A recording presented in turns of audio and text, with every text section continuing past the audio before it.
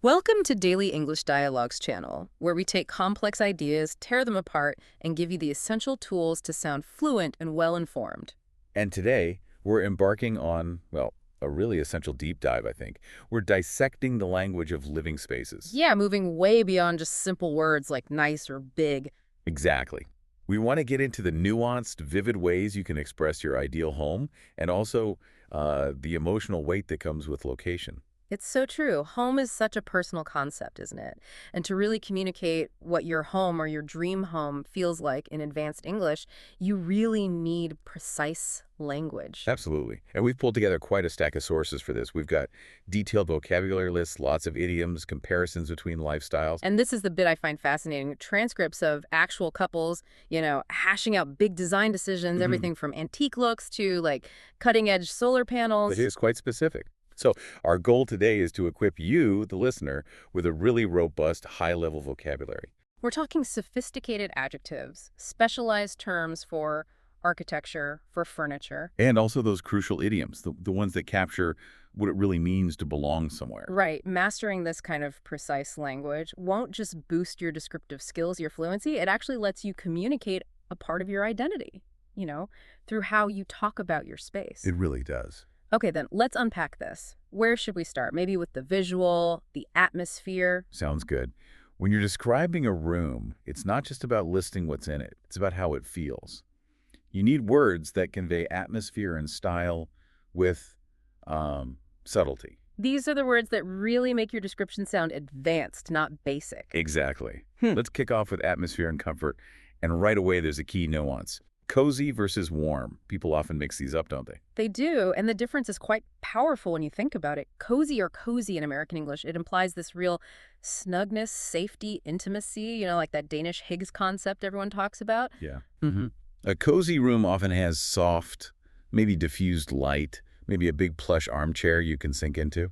Lots of throws, cushions, deep earthy colors, perhaps. It feels quite private, secure, like a little haven. Yeah, it's a sensory thing. Warm, on the other hand, feels a bit bradder, maybe more architectural. It definitely creates a welcoming feeling, but it often points to how that's achieved. Like through the visuals. Right. Rich color palettes, reds, oranges, yellows, lots of wood accents, maybe soft lighting designed to make people want to gather. So a warm living room might have big wooden beams, maybe a saffron-colored paint. It feels welcoming for a group. Whereas cozy often feels more geared towards one or two people. That's a good way to put it, yeah. Okay, and building on that feeling of warmth is inviting. What makes a space inviting? An inviting space is one that sort of pulls people in, encourages them to relax, to interact. Designers use specific tricks for this. Like how furniture is arranged. Exactly. A round coffee table, for instance, can feel more inviting than a sharp rectangular one. Or a color scheme that flows nicely, doesn't have jarring contrasts. It actively draws you in, makes you want to sit down, maybe linger. You might find this in a bright, open dining area. Okay, so moving from feeling to maybe the structure, we hear airy all the time. We do. And it's important to remember, airy doesn't just mean the room is physically massive. Right, it's about the feeling of space. Precisely. It feels spacious, light, maybe even a bit elevated. And this is often achieved deliberately. How so? Well, through things like light paint colors, using mirrors strategically, or maybe sheer curtains that let the natural light just stream in. So even a smaller city apartment can feel airy if it's done right. Gives it that sense of volume. Exactly. It's about perception. Okay, now let's get into style and aesthetics. This is where you really see the different philosophies, I think. And it gets really interesting, especially with words like bohemian versus eclectic. People often confuse those two. They do seem similar on the surface, but they describe quite different approaches to putting a room together. How would you define bohemian? Well, bohemian or boho style is really rooted in an unconventional, artistic, sort of free-spirited lifestyle. Think nomadic influences. Okay, so what does that look like?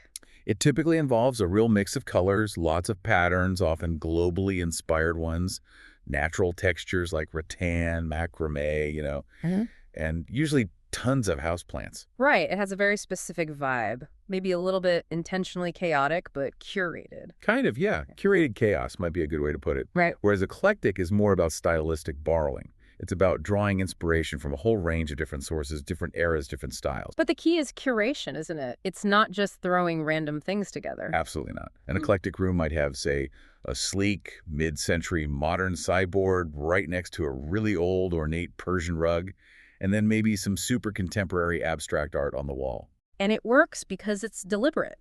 It shows an informed taste, maybe a love for contrast, history, but it's not necessarily aiming for that same free-spirited, slightly wild feel of bohemian. Precisely. It's a different kind of mix. Okay.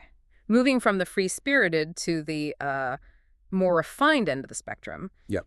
Elegant and sophisticated, are they the same? Close. But again, there's nuance. Elegant usually just suggests kind of tasteful refinement, gracefulness. You might think of high ceilings, maybe some nice crown molding. Soft colors. Yeah, maybe muted blues, creams, perhaps a really beautiful, delicate chandelier. It's often about achieving grace through a certain simplicity and maybe traditional forms. And sophisticated. Sophisticated feels a bit deeper, maybe implies a greater level of complexity or worldliness in the taste. It's often linked to high quality, sometimes expensive materials, bespoke finishes. So it's not just about looking nice, it's about the intelligence behind the choices. I think so. Like maybe there's a custom-milled wooden floor or really cleverly integrated smart home technology that you don't even see.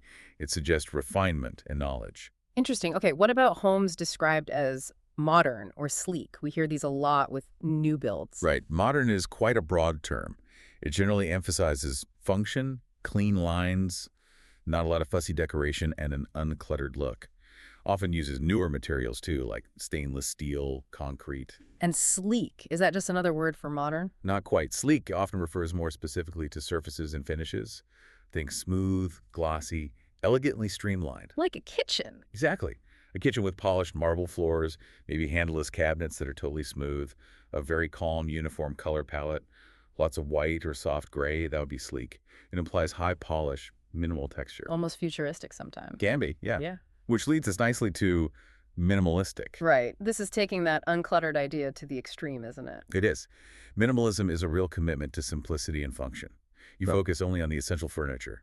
Anything extra is out. The goal being? A feeling of serenity, high functionality, and a space that's deliberately free of visual noise. Every single item has a purpose. The color scheme is usually very neutral: whites, grays, beiges. Okay. But what if serene isn't your goal? What if you want energy? Then you need the opposite: vibrant.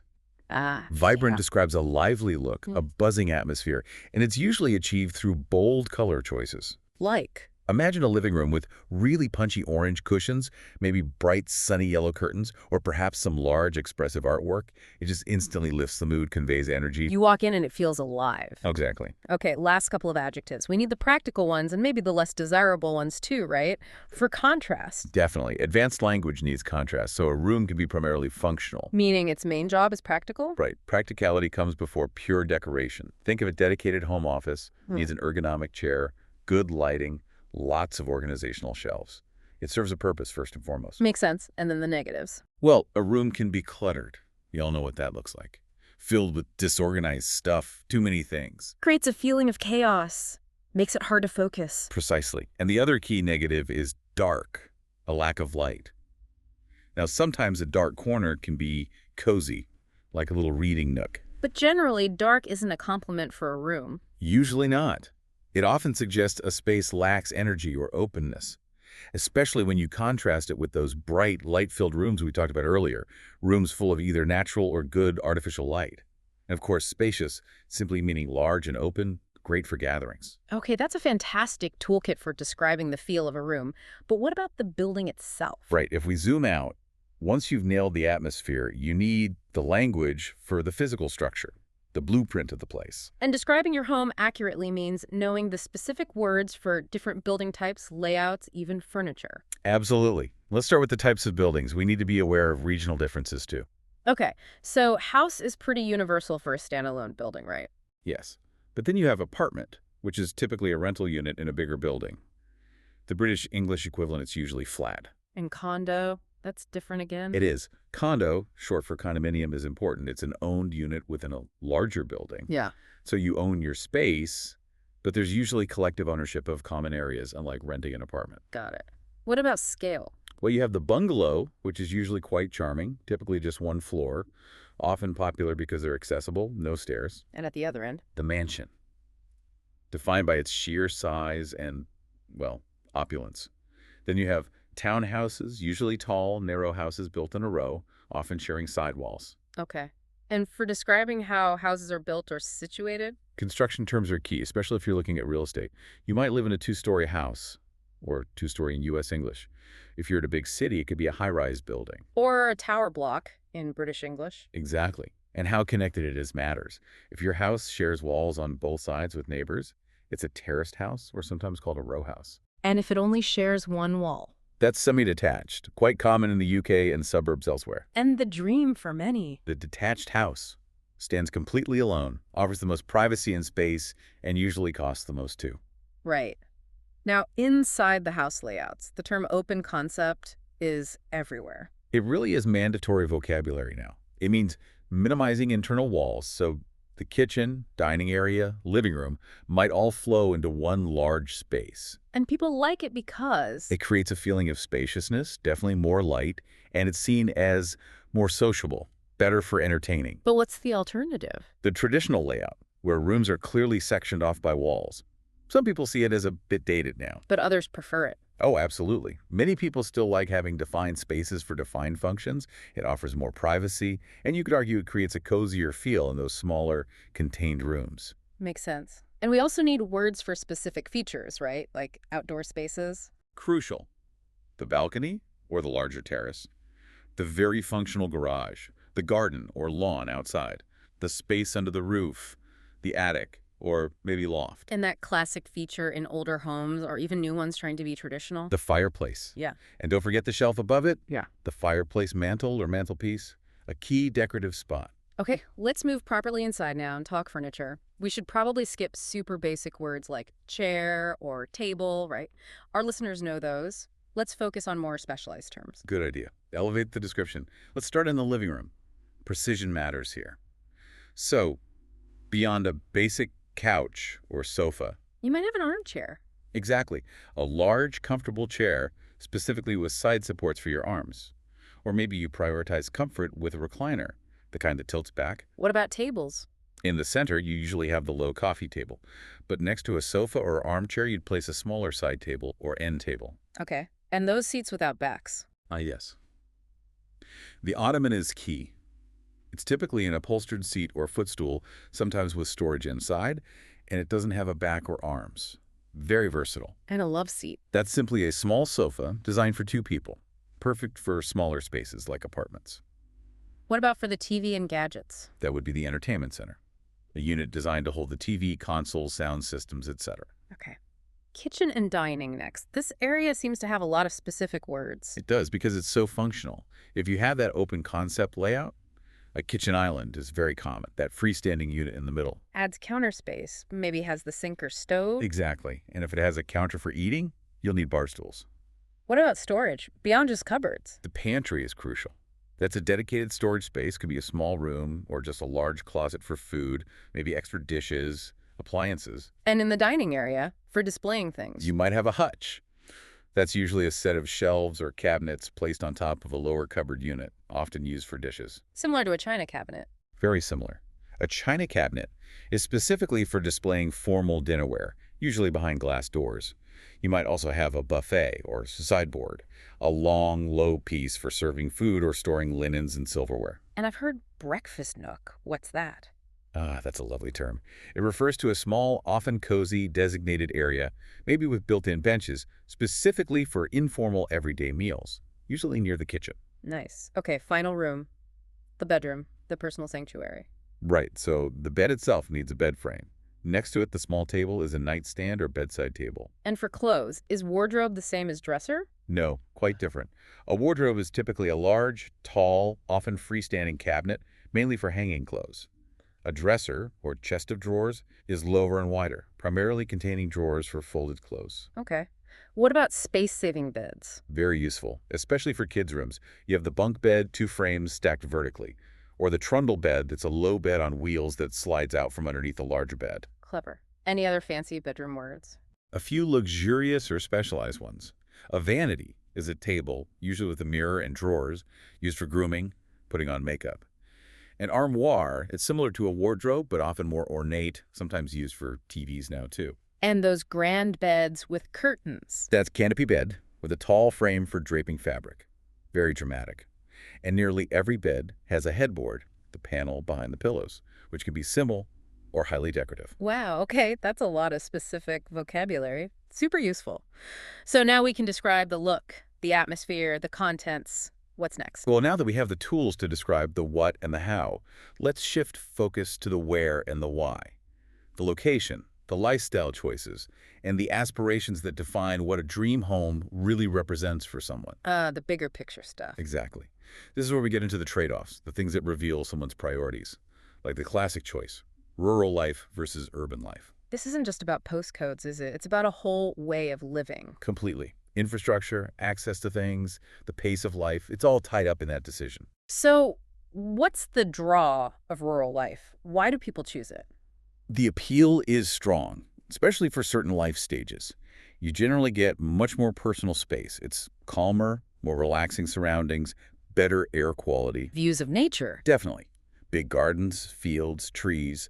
It promises a quieter life, less densely populated. You often see people moving out of the city when they have families, or maybe as they approach retirement, seeking that healthier, perhaps slower lifestyle. Okay, and the flip side, urban life. Urban life puts you right in the middle of the hustle and bustle, as they say. The advantages are immediate access. Access to what? Recreation shops, restaurants, cultural centers, museums. Essential services, like big hospitals, specialized schools. Right. Crucially, often more job variety. Plus nightlife, entertainment. It's for people who want that energy, that connection. Yeah, young professionals often thrive on it. People who really value having everything right on their doorstep, who enjoy that high-energy social environment. But there are downsides to both, right? Major trade-off. Oh, absolutely. The common criticism of rural life is there's not much to do. Entertainment options might be limited. You might have to travel further for amenities. You need to be more self-sufficient, perhaps. Then the sea? Cities have their own stresses, don't they? Traffic jams are a big one. Noise pollution, feeling crowded, high population density, and usually a significantly higher cost of living. So choosing one means accepting the limitations of the other. Pretty much. It shows that what constitutes a good quality of life is totally subjective. It depends on your priorities, your personality, maybe just your current stage of life. Right. Okay, let's pivot from location choice to the dream home itself, the aspirational stuff. When people describe their ideal house, what kind of language do they use? This is where you hear some really specific, high-level vocabulary, often focused on luxury, unique features, architectural statements. Give me some examples. Okay, think about luxury features, not just a swimming pool, but specifically an infinity pool, the kind where the water seems to flow over the edge, merging with the view. Ah, yes, very sophisticated, a real statement. Exactly. Or inside, it's not just an office. People dream of an office with a built-in library. That implies custom design, high-end finish, plus a certain intellectual vibe. What about outdoors? Beyond the pool? Lifestyle features are big.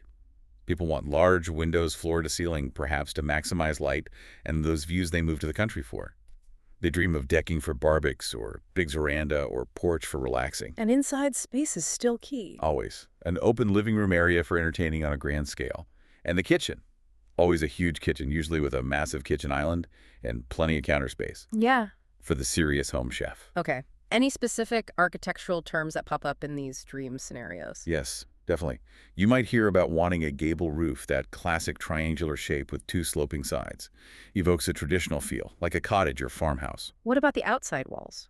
People might specify pastel, citing those soft, muted colors for the exterior cladding. And of course, the ultimate symbol for some. Let me guess. The white picket fence. You got it. That image is so loaded, isn't it? Represents the dream of suburban stability, family, maybe a certain kind of conformity for some. It really does, which actually leads perfectly into that clash you mentioned finding in the sources. The couple arguing about design. Ah, yes, the philosophical divide. It was fascinating. A real linguistic battle. We're reflecting totally different values, traditional versus modern, eco-friendly. Tell me about the traditional vision. What language was used? Well, one partner explicitly wanted a look they described as being like a suburban bungalow straight out of the 60s.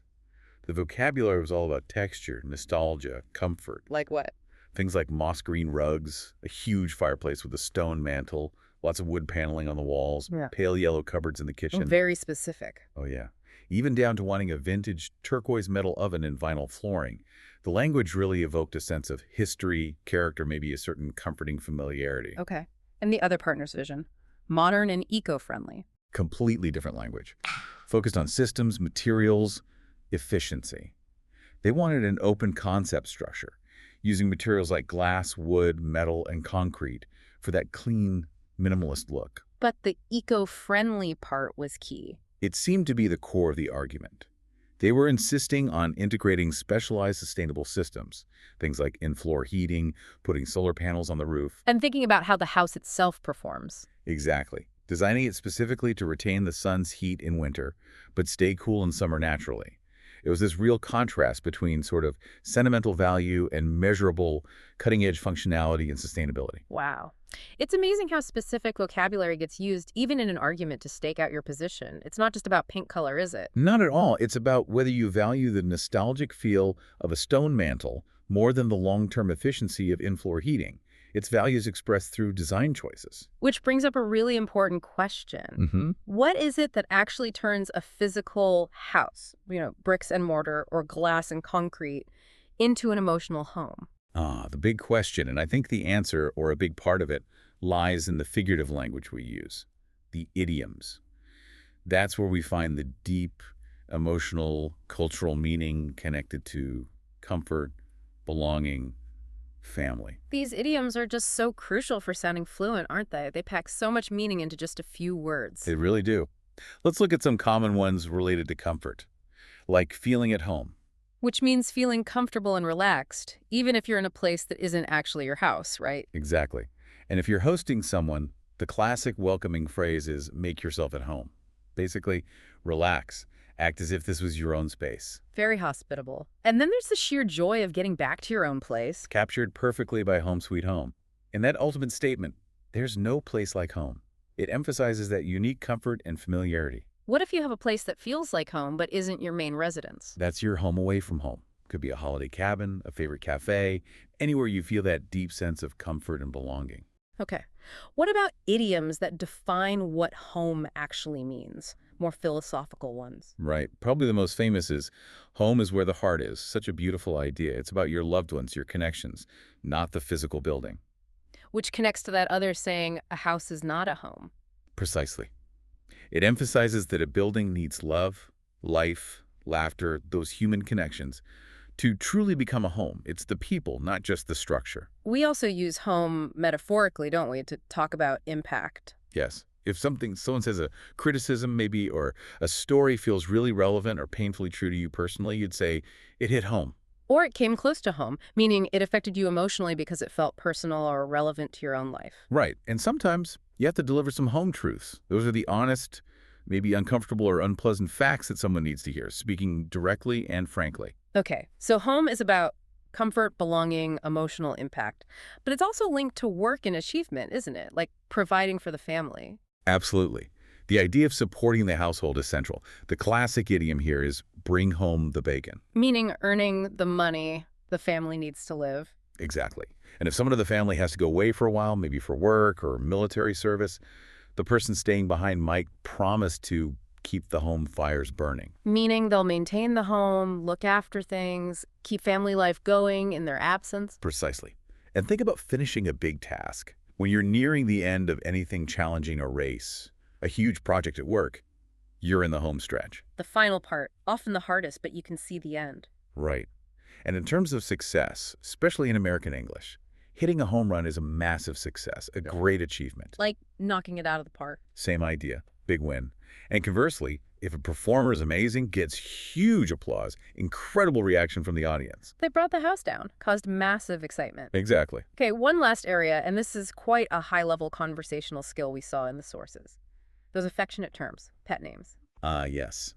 Used specifically to soften disagreements, particularly during those tense discussions about, say, the budget for solar panels versus that vintage turquoise oven. It's a diplomatic tool, isn't it? Totally.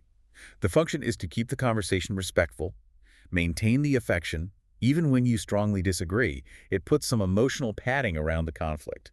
So one partner might say something like, "Do you have any idea how much that custom in-floor heating costs, dearest?" Exactly. Adding dearest just takes the sharp edge off the question about money. It keeps the connection. What were some of the specific terms used in the sources? We heard examples like honey, sweetie, sweetums, sweetie pie, dearest, buttercup, and darling, all serving that same function. Using those terms adds warmth, keeps it personal, even when you're debating something quite serious, like whether a gable roof is practical or if you can really afford an infinity pool. It anchors the discussion in the relationship. It's a really sophisticated way to navigate potentially difficult conversations, ensuring things stay constructive. A crucial skill for fluency, knowing how to deliver a tough message gently. Definitely. Okay, so we've covered a huge amount of ground. Let's try and synthesize this.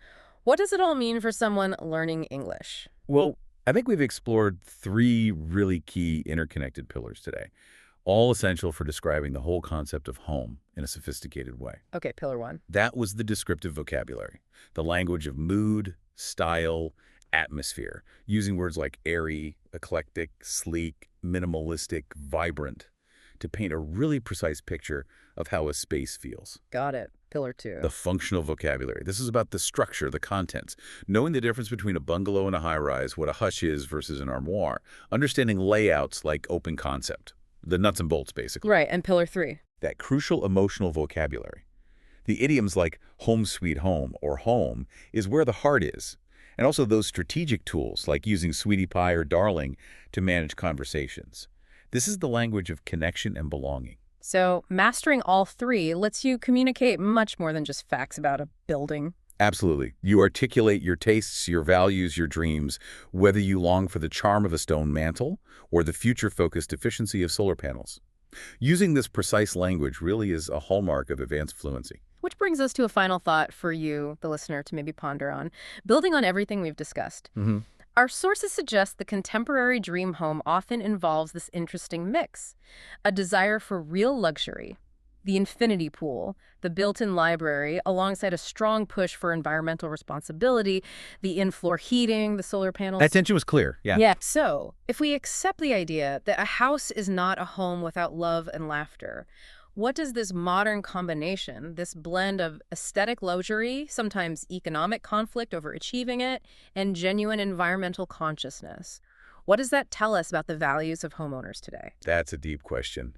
How does the language we need now, language that has to be both highly aspirational and quite technically specific about eco-features, how does that reflect our identity, our priorities, the complex choices we're facing in the 21st century? Something to think about. Hopefully, while you're thinking, you can also appreciate how much your English vocabulary around homes and living spaces has expanded today. Thanks for joining us for this deep dive. We hope your descriptive power is feeling both significantly more spacious and definitely more sophisticated.